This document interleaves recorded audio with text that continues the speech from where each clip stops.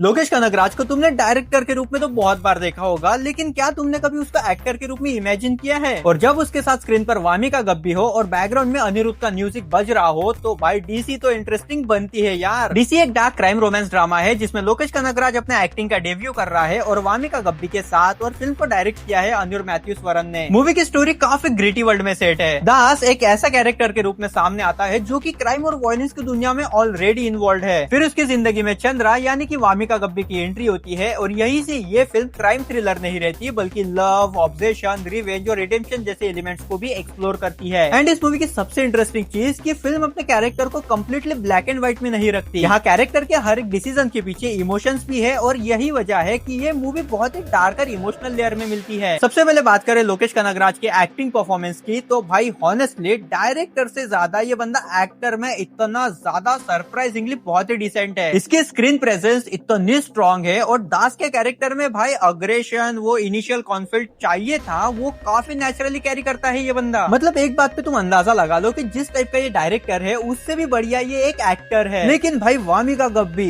इस फिल्म में एक अलग ही लेवल पर है। उसका कैरेक्टर सिर्फ हीरो की लव स्टोरी में इंटरेस्ट बना के नहीं रह जाता, वामिका का कैरेक्टर वल्नरेबिलिटी के साथ साथ एक स्ट्रॉन्ग इमोशनल प्रेजेंस भी दे देती है और इस मूवी के इमोशनल मोमेंट्स में उसका प्रेजेंस जेन्युइनली स्टैंड आउट करता है। भाई सपोर्टिंग कास्ट भी अपना काम ठीक ठाक करती है, लेकिन फिल्म का मेजर फोकस ऑब्वियसली लोकेश और वामिका के कैरेक्टर पर ही रहता है। और अब बात करते हैं मूवी का सबसे पावरफुल डिपार्टमेंट जो कि संभाला है अनिरुद्ध ने। भाई अनिरुद्ध का बैकग्राउंड म्यूजिक मूवी के एक्शन में एक अलग ही जान डाल देता है। भाई वो मोमेंट्स लिटरली एम्पलीफायर कर देता है। मूवी में कुछ सीन्स तो काफी नॉर्मल थे, लेकिन वो बैकग्राउंड म्यूजिक का जब उनको किक मिलता है, जब वो तड़का लगता है, भाई ऑटोमेटिकली उनका इम्पैक्ट डबल हो जाता है। और अगर तुम अनिरुद्ध के फैन हो तो इस मूवी के साउंड ट्रैक तुम्हारे कानों में तो बज के ही रहेंगे। और अब बात करें मूवी के डायरेक्शन और सिनेमेटोग्राफी की तो भाई ये इसकी सिनेमेटोग्राफी काफी ग्रिटी विजुअल्स के स्टाइल में दिया है। फिल्म अननेसेसरी कोई ग्लोसरी वगैरह नहीं है, वॉयलेंस भी काफी रॉ और इंटेंस भरा दिया है और जिसकी वजह से मतलब क्राइम वर्ल्ड में बिलीवेबल और अनकंफर्टेबल सीन्स तो बहुत फील होंगे। मूवी में कुछ सीन्स काफी डार्क रखे गए हैं, जो लोकेशन से और जो सिनेमेटोग्राफी बाहर निकल कर आई है वो काफी इंटेंस एटमॉस्फेयर क्रिएट कर जाती है। मूवी में कुछ एक्शन सीन्स काफी अच्छे लगेंगे तुम्हें because of background music. Movie का जो कॉन्सेप्ट है वो इंटरेस्टिंग होने के बावजूद भी कहानी कुछ मोमेंट्स पे तुम्हें थोड़ी सी प्रेडिक्टेबल फील होती है। मतलब मूवी के विजुअल्स वगैरह तो मस्त है, बैकग्राउंड म्यूजिक भी मस्त है, परफॉर्मेंसेस भी अच्छी है, लेकिन अगर तुम एक्सट्रीमली स्ट्रॉन्ग और स्टोरी एक्सपेक्ट कर रहे होंगे मूवी से तो भाई